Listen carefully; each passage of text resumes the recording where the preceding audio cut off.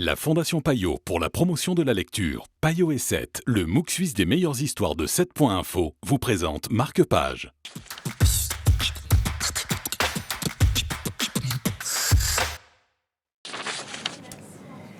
Bonjour et bienvenue dans ce nouveau numéro de Marque-Page. Bonjour Périve. Bonjour. Aujourd'hui, ce livre, Le Berger de l'Avent, qui n'est pas du tout récent, puisqu'il a été tout à paru fait. pour la première fois en 1936, ça date. Exactement. Alors c'est le petit éditeur Zulma qui a maintenant une vingtaine d'années derrière lui, qui a décidé de republier ce texte qui était épuisé, introuvable depuis une vingtaine d'années. D'accord.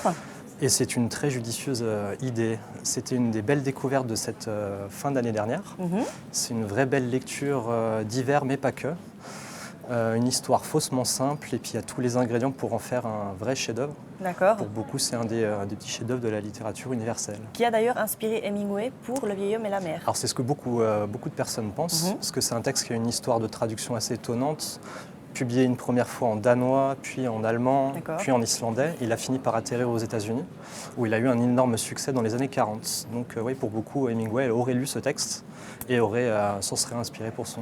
Et donc l'histoire, c'est quoi? Alors une histoire faussement simple, un berger qui part avec son bouc et un chien en période de l'Avent pour aller chercher des moutons égarés dans les montagnes islandaises.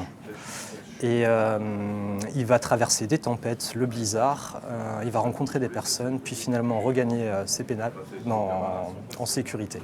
Donc c'est un petit livre assez vite lu qu'on peut relire chaque année avant Noël? Alors tout à fait, c'est ça qui est fascinant avec cette écriture qui est très belle, très limpide. Il y a plusieurs degrés de lecture possibles, soit on y voit cette histoire faussement simple, soit on peut trouver plein de thématiques existentielles, l'homme face à la nature, des notions comme la solidarité, l'entraide.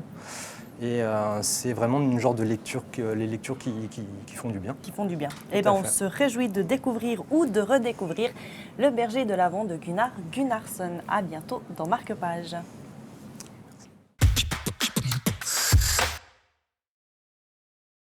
La Fondation Payot pour la promotion de la lecture, Payot et 7, le MOOC suisse des meilleures histoires de 7.info, vous ont présenté Marque-Page.